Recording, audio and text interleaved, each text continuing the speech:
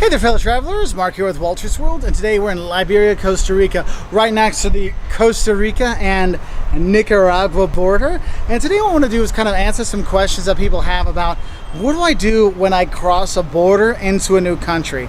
And the thing is, there's some basic things that work no matter how you cross into a country, whether it's a land crossing like how we went from Nicaragua to here, or flying into Costa Rica, or with a plane, or maybe you're taking a cruise kind of thing.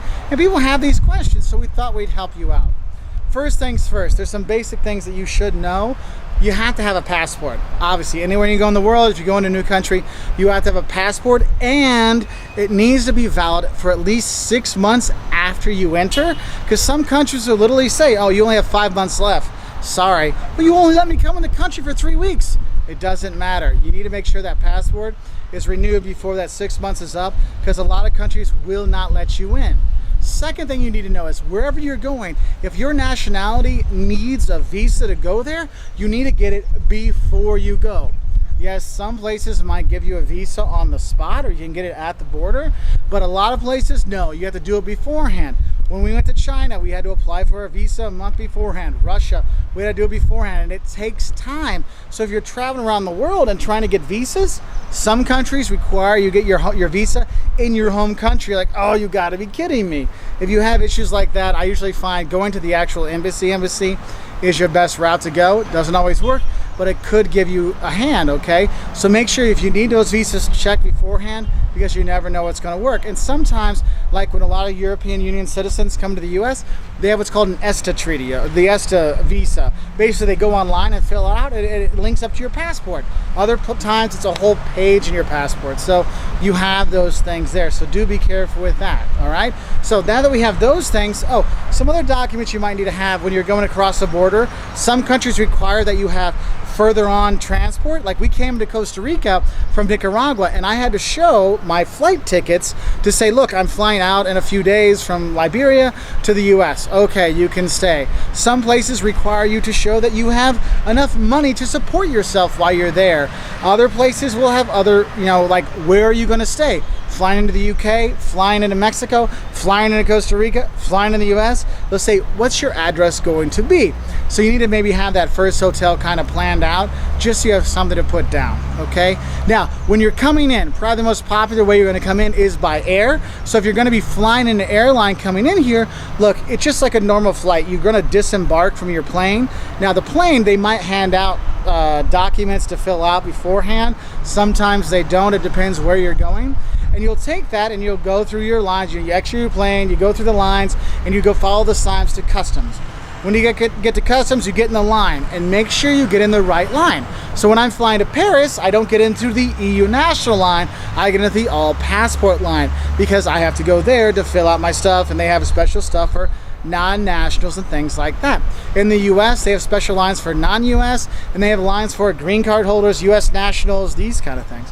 So you want to make sure you pick your right line, and you'll go through your line, and you'll get up to your person, and you'll give them your passport, and if there's any other documents you need to have, you'll have that to them, and they may ask you a few questions like, how long are you going to stay here? Where are you going to be? Why are you traveling here? What do you think about political stuff? They will ask you that. In some countries, they can ask you, hey, let me see your phone. What's your Facebook? Things like that. And you may think, well, I don't want to give them that. Man, at the border, the rules and the laws are different at the border than they are inside countries, so you need to be careful with that, okay? So if you want to get in, you might have to do what they ask, okay? Now, and that's pretty much anywhere, not just on the airlines part. But once you go through and they'll stamp your passport, you go through, you get your bags, and then you head out the green line to say I have nothing to declare. Sometimes there's more documentation you have to give out, but usually that's how it works. Now, if you're going across a land border, so the land border is kind of like when you see the old spy movies from the 70s and people are walking across the bridges. Yes, you might have stuff like that.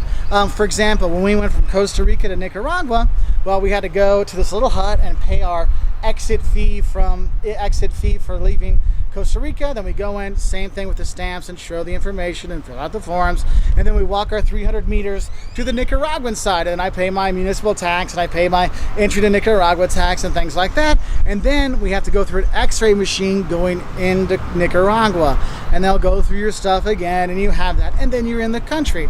So in terms of the documentation stuff, it still works kind of the same way.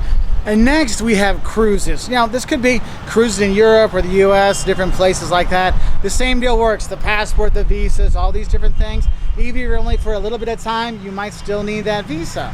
But the thing is, a lot of the cruise ships, they might actually have the stamping people come onto your boat, so you kind of get it all done before you get off the boat, so you just get off and go. Sometimes they have it right at the docks, so you come off the docks, you have your documentation with you, you show it to them, they stamp, they have a nice time here in Italy, have a nice time in Croatia or Bahamas or whatever, you might have those things, okay? But pretty much, no matter if it's land, sea, or air, you're gonna be going through the same kind of stuff.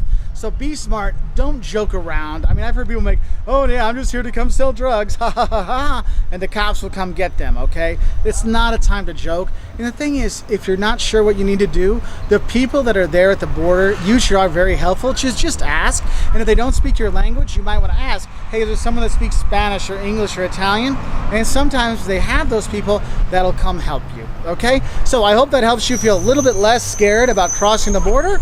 I do hope you do go out there and cross some borders, because it is a great thing, because if not, I wouldn't have had my Toña Nicaragua to come back from my Imperial beer here in Costa Rica. So I'll say bye from Liberia and have a great time traveling wherever you are. Bye from Liberia.